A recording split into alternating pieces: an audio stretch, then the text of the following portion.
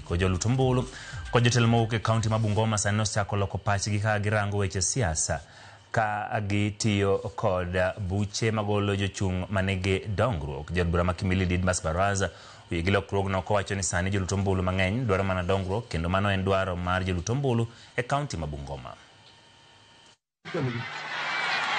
Mainywe muli kama nyalingo enjaleli yo balanza bali ile tagi kone na kechengo kekure mjumbe wa hale sifu bazivu ufusiri kwa mkono. Siasa ya Bungoma sasa imebadilika.